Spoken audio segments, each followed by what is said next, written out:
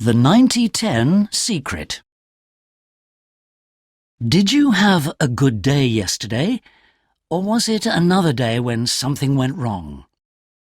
If you have one bad day after another, you need to learn the 90-10 secret. A bad start. At breakfast yesterday, Jack's daughter Emily knocked over a glass of milk, and it fell on his trousers. Jack got annoyed. He shouted at his daughter, and she started to cry. "Why did you shout at her?" said his wife. "Why did you put the glass on the edge of the table?" replied Jack angrily, as he went upstairs to get changed.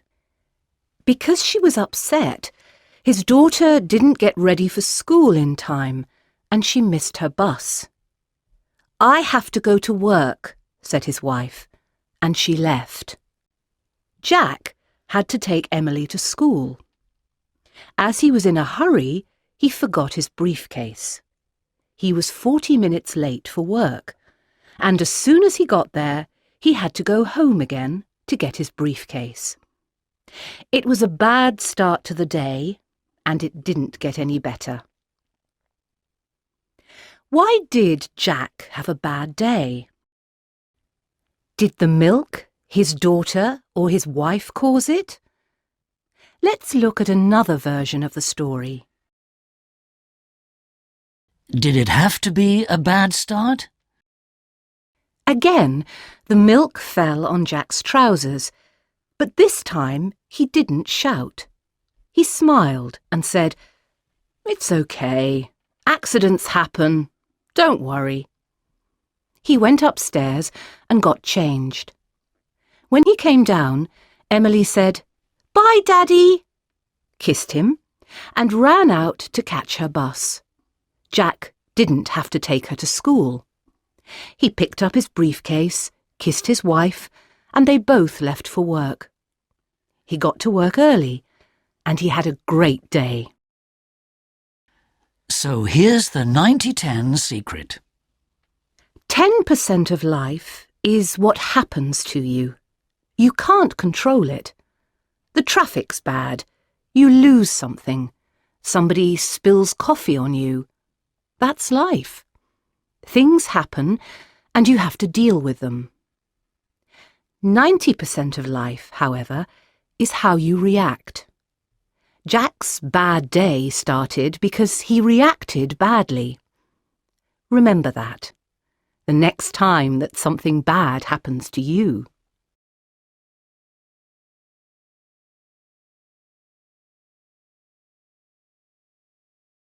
Erica, 34, computer programmer. I was tired of working for somebody else. I wanted to have my own business. 8 years ago, I decided to start my own computer software company. I needed a lot of money for it, so I sold my flat, and I borrowed money from my friends too. Unfortunately, the business wasn't successful, and after 5 years, I was bankrupt. I lost everything, including my friends' money. Do I regret it? Yes and no. I wish I hadn't borrowed money from my friends, but if I hadn't done it, I would have regretted it all my life. Things don't always work out, but if you don't try, you'll never know. Leroy, 42, production manager with an engineering company. I've got a good job now, but I did it the hard way. I left school when I was 17. I was bored with school and I wanted to earn some money. I had a lot of jobs, but they were all boring and low paid. I needed qualifications to get a good job, so I went to evening classes and then I applied for a place at university. It was difficult. When I wasn't studying, I was working. I wish I had worked harder at school now. If I hadn't been so lazy then, things would have been easier. But I don't really regret it. I really enjoy my job, And I think that I'm a better person because I had to fight for it. Marianne, 37, housewife and part-time librarian. I got married to a guy I met at university. I was 21 and we were in love.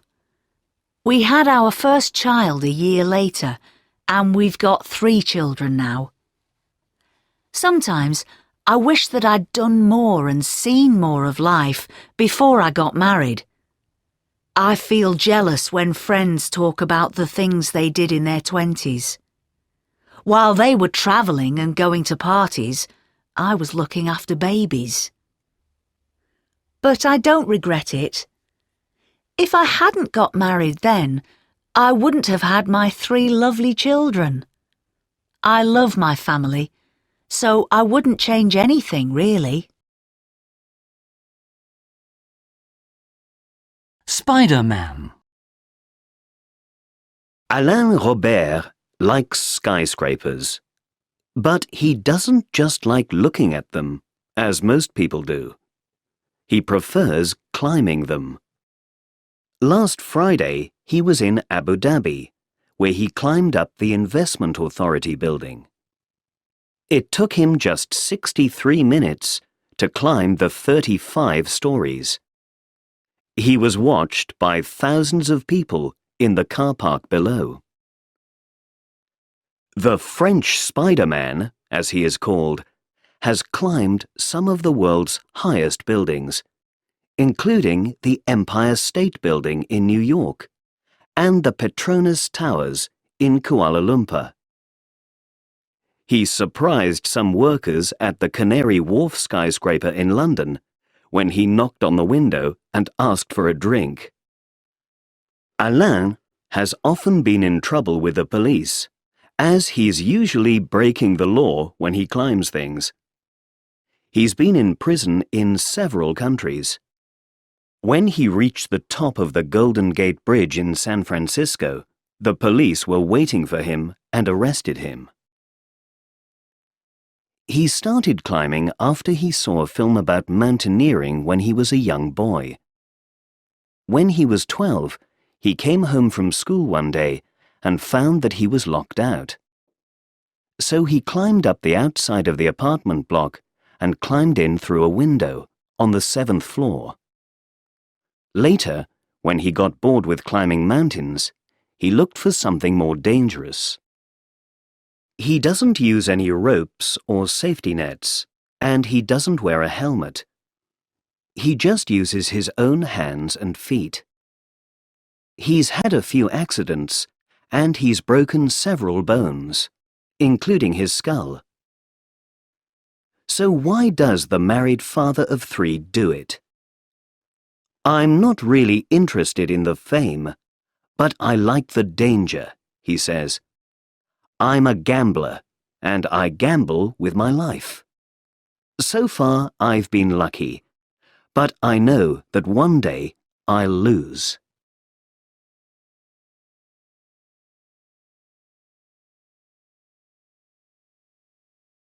If you heard that a tornado was approaching, what would you do? Tornadoes can be very dangerous. In 1989, a tornado in Bangladesh killed over 1,300 people. If you were outside, you wouldn't survive. And even if you were indoors, you wouldn't be completely safe. Tornado winds can be over 400 kilometers an hour and can destroy a building in seconds. The safest place would be in the cellar at the bottom of the house.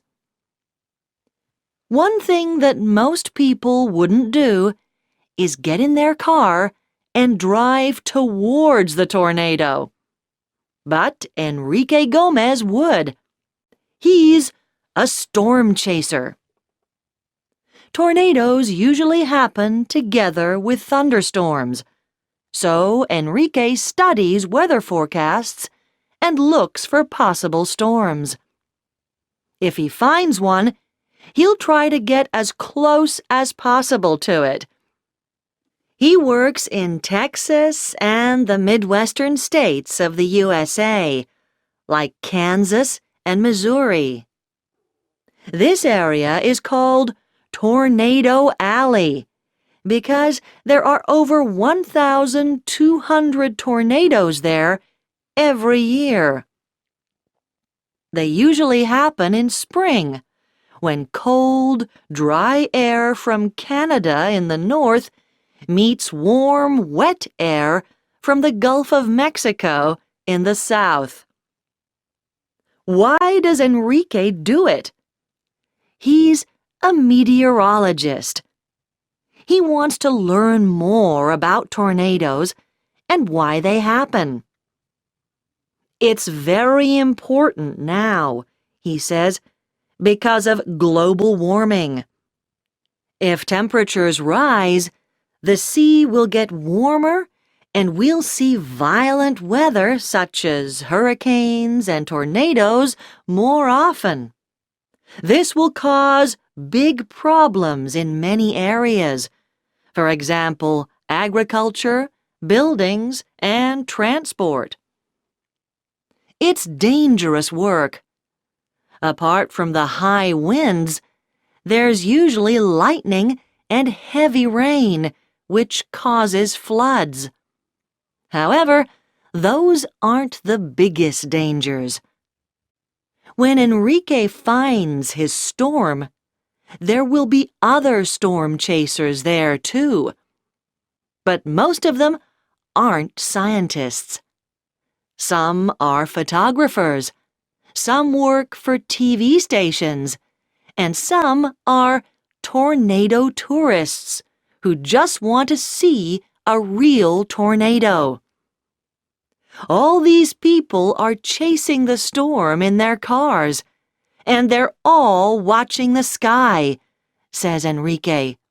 So, what's the biggest danger? Car accidents!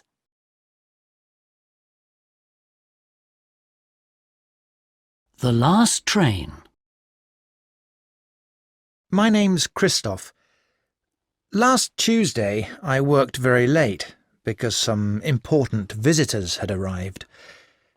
When I finally left the office, I hurried to the station and caught the last train home at 11:45. It was warm on the train, so I took off my jacket. I tried to stay awake, but it had been a long day and I soon fell asleep.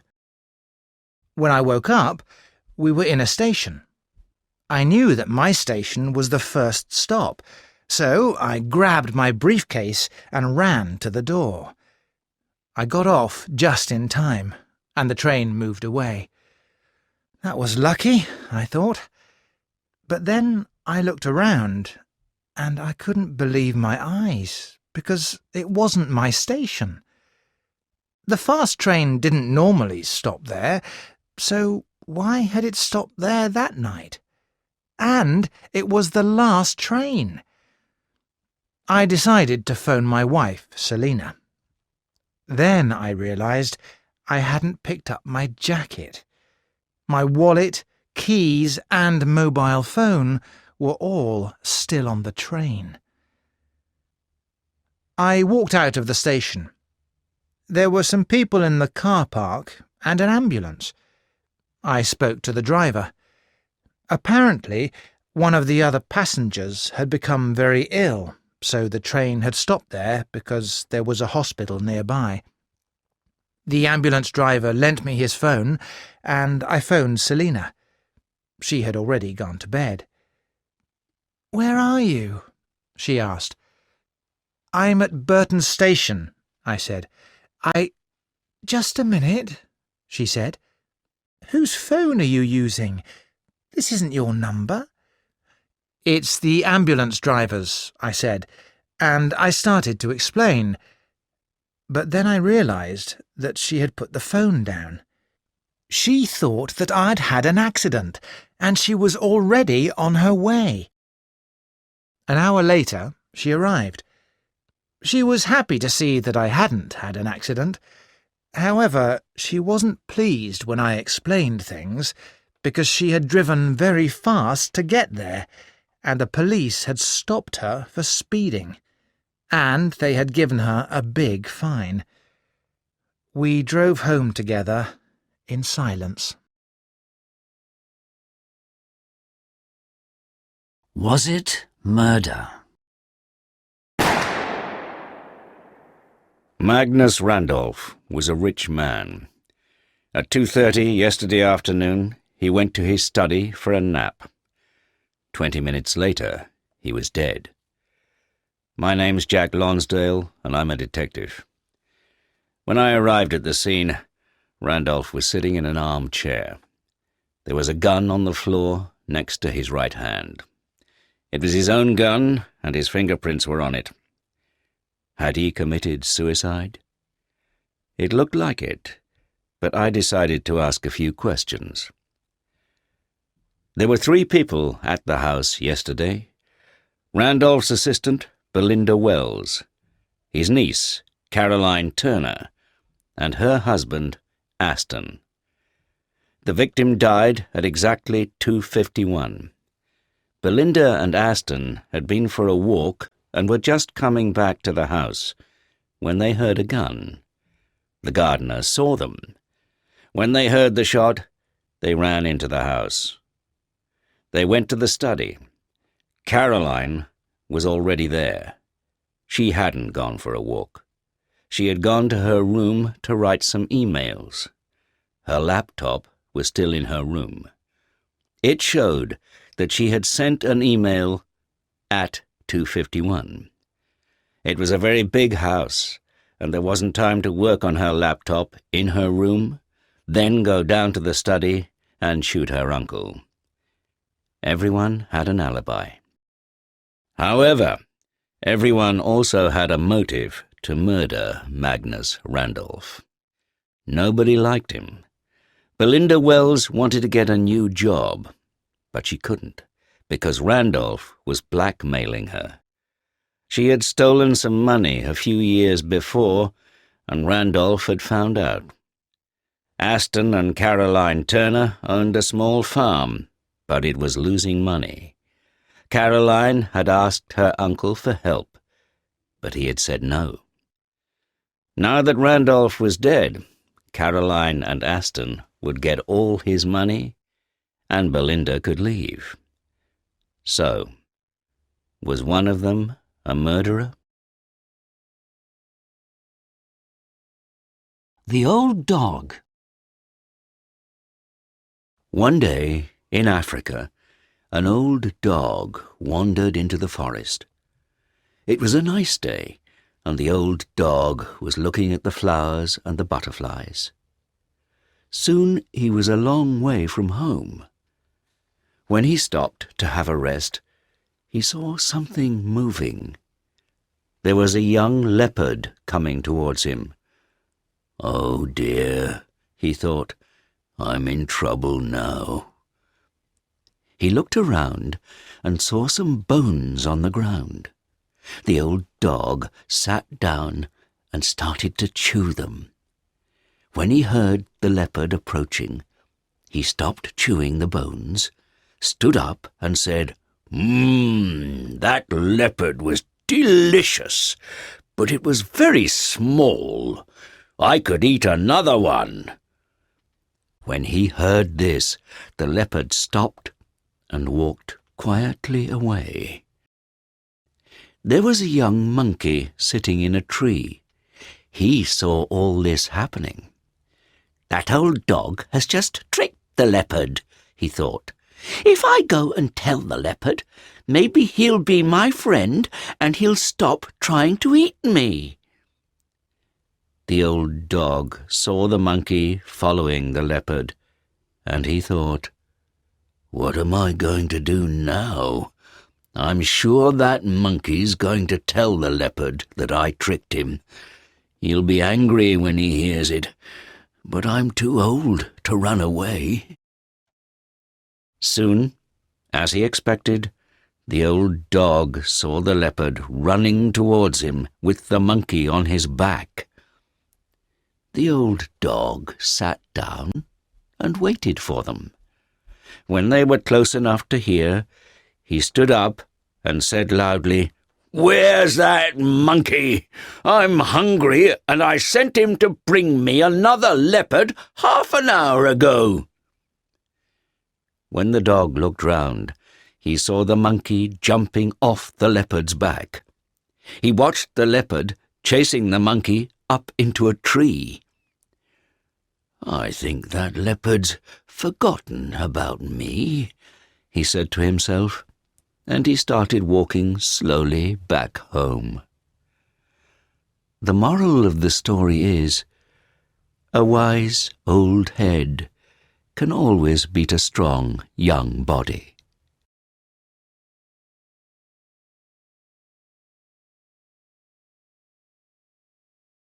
One day, a professor gave his philosophy class an unusual lesson.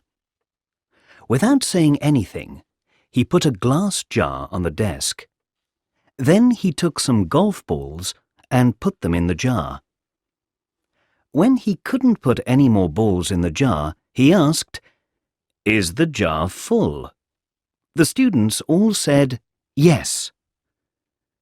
The professor didn't say anything, but he took a small bag of stones from under the desk. He put the stones into the jar. The stones fell down between the golf balls. When he couldn't put in any more stones, he said, "Is the jar full now?" The students all said, "Yes." The professor then took another bag from under the desk. There was some sand in the bag. He carefully poured the sand into the jar. The sand filled all the spaces in the jar. When the sand came to the top, he asked the question again. The students all said that the jar was full. The professor didn't say anything, but he took 2 cups of coffee from under the desk. He poured the coffee into the jar. The coffee came up to the top of the jar. The students laughed. This time they all agreed that the jar was full. You couldn't put anything more into it. The students all wondered, what is the professor trying to show us?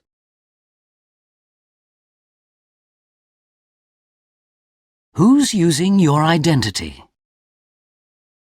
One afternoon last year, Fred Payne had a phone call. He tells us what happened.